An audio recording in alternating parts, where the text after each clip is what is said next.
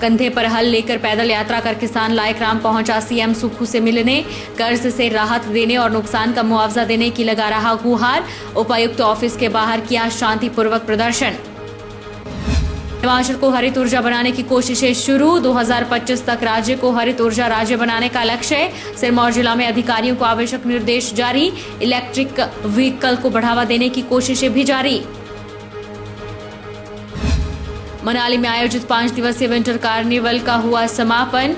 मंडी की आरजू राणा के सर सजा विंटर क्वीन 2023 का ताज।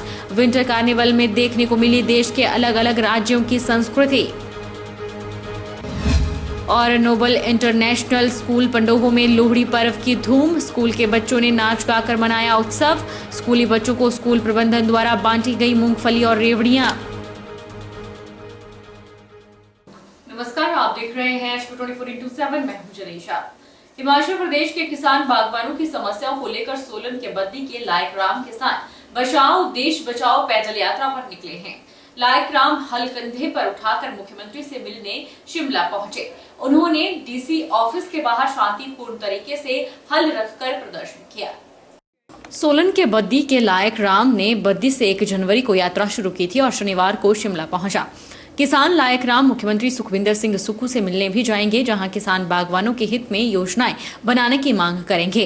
लायकराम ने कहा कि किसान प्रकृति की बारिश पर निर्भर करता है और बारिश का कम ज्यादा होना फसल पर प्रभाव डालता है। फसलें खराब हो जाती हैं, सरकार इसके लिए कोई मुआवजा भी नहीं देती। किसान सरकार बनाने में अहम भूमिका निभाता है, देश का पेट भरता है। किसानों के लिए कोई छोटा कोई बड़ा नहीं होता, चाहे वह मजदूर हो या फिर प्रधानमंत्री। हर वर्ग का पेट भरने का काम किसान करता है, लेकिन आज किसान आत्महत्या की कगार पर आकर खड़ा हो गया है। ना किसानों को मुआवजा मिल रहे हैं, बीज और दवाइयां महंगी हो गई है। कभी प्रकृति की मार तो कभी राजनीति की मार किसानों को झेलनी पड़ती है। बैंकों से लोन उठाना पड़ता है और लोन के लिए मात्र 15 दिन का समय दिया जाता है। अगर लोन समय पर नहीं भरा जाता है तो जमीन और घर जब्त कर लिए जाते हैं। उन्होंने कहा कि सरकार किसानों को मुआवजे का प्रबंध करे। इसके लिए वे शांतिपूर्ण तरीके से अपनी बात को मुख्यमंत्री तक पहुंचाना चाहते हैं। मांगों को लेकर पहले मुख्यमंत्री को ज्ञापन सौंपा जाएगा और फिर प्रधानमंत्री तक अपनी बात रखने के लिए दिल्ली के लिए प्रस्थान किया जाएगा। मैं आज अपनी बागवानों की और किसानों की समस्याएं लेकर सुखविंदर सिंह सुक्खू जी से मिलने के लिए बैठा हूं। हमारी बहुत ही छोटी समस्याएं हैं, लेकिन हम लोग उन समस्याओं के लिए अपनी आवाज़ नहीं उठा सकते, इसलिए मैं शांतिपूर्ण तरीके से यहाँ पे अपनी बात कहने आया हूँ। मेरा कोई उद्देश्य राजनीतिक या कोई उपद्रव मचाने वाला कोई उद्देश्य नहीं है। हम जो प्रकृति की बारिश पर निर्भर किसान है, हमारी जैसे बारिश अधिक हो गई तब फसल खराब हो जाती है, कम हो गई तब फसल खराब हो जाती है। बर्फ़ कम ज़्यादा पड़ गई तब सेब की फसल खराब हो जाती है, कम पड़ गई तब खराब हो जाती है। हमें सरकार इनका मुआवजा भी नहीं देती, चाहे हमारे लिए हम किसान हैं, हर देश का पेट भरने का काम करते हैं। हम आज किसान आत्महत्या करने की कगार पे खड़ा हुआ है। ना उनको मुआवजे मिल रहे हैं, ना बीज महंगे और दवाइयाँ महंगी मिल रही हैं। जो मेरा उद्देश्य है कि सरकार को मैं मीडिया के माध्यम से संदेश पहुंचाना चाहता हूं कि हमारे उन किसानों की समस्याएं सुने जो आत्महत्या करने की कगार पर खड़े हैं। बैंकों से लोन आए हुए हैं, 15-15 दिन के लोगों को टाइम मिले हुए हैं, नहीं तो उनकी घर और ज़मीनें जो है जब्त कर ली जाएगी। इस साल पे मैंने अपनी यात्रा की शुरुआत अपने खेत से की थी और आज मैं 7 तारीख होगी, 7 दिन मेरे को यहाँ पहुँचते लग गए हैं। और हम छोटे किसान हैं, हम सरकारों से नहीं लड़ सकते और हम ना ही लड़ना चाहते हैं। हम एक शांतिपूर्ण तरीके से अपनी बात जो है अपने मुख्यमंत्री जी से करना चाहते हैं। फिर इसके बाद मैं मुख्यमंत्री जी से मिलने के बाद अपने देश के प्रधानमंत्री जी से मिलने दिल्ली के लिए रवाना होऊंगा। हिमाचल प्रदेश को सरकार ने 2025 तक हरित ऊर्जा राज्य बनाने का लक्ष्य निर्धारित किया है और इस बाबत सभी जिला को आवश्यक दिशा निर्देश जारी किए हैं। सरकार के निर्देशों के बाद अब जिला स्तर पर कार्य करना भी प्रशासन ने शुरू कर दिया है। मुख्यमंत्री सुखविंदर सिंह सुक्खू सरकार की मंशा है कि हिमाचल प्रदेश को कैसे हरित ऊर्जा राज्य बनाया जा सके, ताकि प्रदेश में बढ़ते पर्यावरण प्रदूषण पर लगाम लगाई जा सके, जिसे देखते हुए सरकार ने हिमाचल को 2025 तक हरित राज्य बनाने का लक्ष्य निर्धारित किया है। उपायुक्त सिरमौर ने बताया कि सरकार के दिशा निर्देश अनुसार सभी संबंधित विभागों को आवश्यक दिशा निर्देश जारी कर दिए गए हैं। उन्होंने कहा कि इस लक्ष्य के तहत किस किस तरह के कदम उठाए जा सकते हैं, इस बाबत अधिकारियों से चर्चा की गई है। उन्होंने कहा कि इसी लक्ष्य के तहत सिरमौर जिला में इलेक्ट्रिक व्हीकल को बढ़ावा देने के लिए 12 स्थानों पर व्हीकल चार्जिंग प्वाइंट चिन्हित किए गए हैं और जमीन भी संबंधित विभागों के नाम ट्रांसफर कर दी गई है।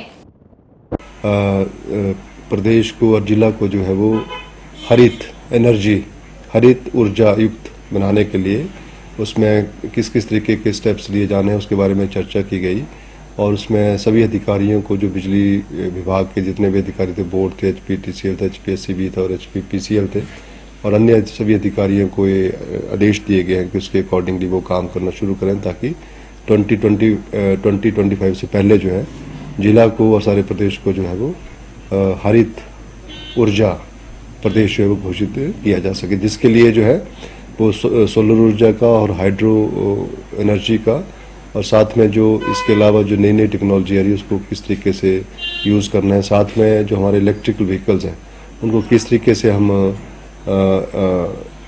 कहाँ पे चार्ज कर सकते हैं, उनके लिए क्या फैसिलिटी तैयार की जा सकती है, उसके लिए भी जो भूमि का चयन करना उसके बारे में भी चर्चा की गई और लगभग हमने यहाँ पे जिला में 12 पॉइंट्स ऐसे आइडेंटिफाई किए जिनमें जमीन वगैरह भी ट्रांसफर कर दी गई है। नगर निगम सोलन के अंतर्गत अब लोगों को नक्शे पास करवाने के लिए परेशान नहीं होना पड़ेगा और बार बार निगम कार्यालय के चक्कर नहीं काटने पड़ेंगे। खास बात यह है कि ऑनलाइन नक्शा पास करवाने के लिए आवेदनकर्ता देश के किसी भी हिस्से से नक्शा पास करने और अन्य प्रक्रियाओं को पूरा कर सकता है। तकनीकी कारणों के चलते पिछले करीब 4 महीनों से ठप पड़ी ऑनलाइन नक्शे पास करवाने की सुविधा आखिरकार शुरू हो गई है। इससे सोलन शहर में आशियाना बनाने का सपना देख रहे लोगों को राहत मिली है। ऑनलाइन नक्शा पास करवाने की सेवाएं ठप होने से पिछले कई महीनों से नगर निगम में ऑफलाइन जमा करवाए गए दर्जनों भवनों के नक्शे लंबित पड़े हैं। नगर निगम सोलन के डिप्टी मेयर राजीव कोंडा ने बताया कि ऑनलाइन नक्शा पास करवाने की सुविधा फिर से शुरू कर दी गई है। बेहतर सेवाएं देने के लिए निगम ने सरकार से फुल टाइम प्लानिंग ऑफिसर नियुक्त करने की मांग की है। ऑफलाइन नक्शों को जल्द निपटाने के भी निर्देश दिए हैं। हाई स्पीड नेट की व्यवस्था भी की जा रही है। विभागीय फीस चुकाने के लिए सरकार ने बैंकों के साथ भी MOU किया है।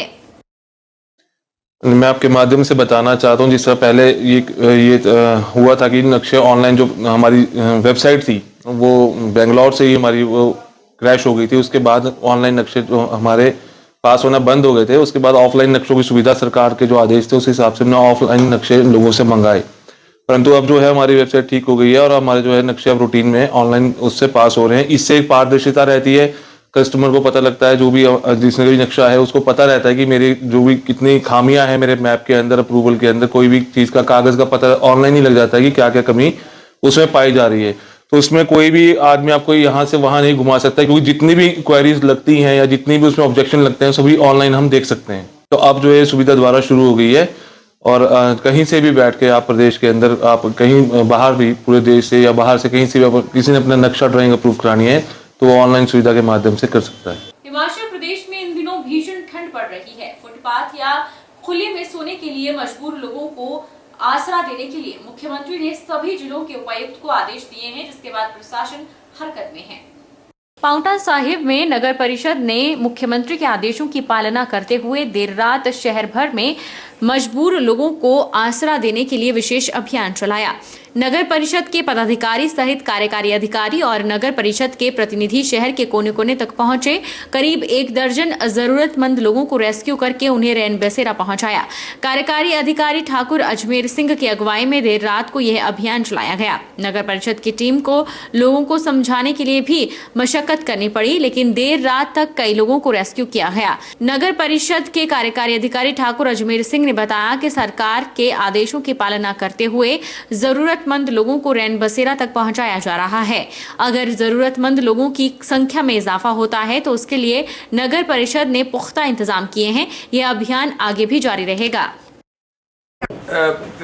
जैसे कि हिमाचल प्रदेश सरकार के जो आदेश हैं, माननीय मुख्यमंत्री जी के आदेश हैं कि इतनी कड़कती हुई ठंड में किसी भी शहर में कोई भी व्यक्ति जो है वो सड़कों के किनारे, रेन शेल्टरों के किनारे या दुकानों के जो छज्जे हैं उनके नीचे या बस स्टैंड पे, हॉस्पिटल के नियर बाई शहर में कहीं भी कोई भी व्यक्ति छोटा मोटा कंबल लेके जो सोया हुआ हो, उसको जो है वहाँ से नगर परिषद और प्रशासन जो भी एक टीम बनी हुई है रेस्क्यू जिसमें होता है, वो उठा के अपने रहन बसेरों में उनको अच्छे ढंग से रात को रखना होगा। पिछले कल से नगर परिषद पांवटा साहब ने, नगर परिषद के अध्यक्ष, उपाध्यक्ष, मैं स्वयं और हमारी टीम 2-3 गाड़ियां लेके जो है कल रात को 12:30-1 बजे तक जो है शहर के अलग अलग जगह गए। जैसे यमुना तट के ऊपर से भी हमने रेस्क्यू किया है, उनको भी लाए।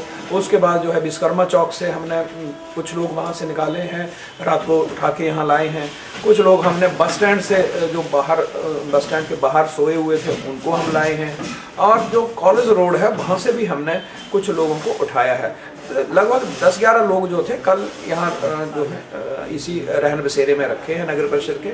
आप देख रहे हैं कि हमने यहाँ 20-25 बेड लगाए हैं, लेकिन अगर और भी जरूरत पड़ेगी तो नगर परिषद का जो हॉल बन रहा है वहाँ पे, या नगर परिषद का पुराना जो रेस्ट हाउस है उसमें एक हॉल है, उसमें हम चाहे टेंट हाउस से बिस्तरे ले लेंगे, रजाइयाँ ले लेंगे और अच्छी व्यवस्था करके जो है वो उन सभी लोगों को जो है नगर परिषद रात के समय अपने रहन बसेरों में और अपने जो भी हमने शेल्टर बनाए हुए हैं वहाँ पे रखेंगे।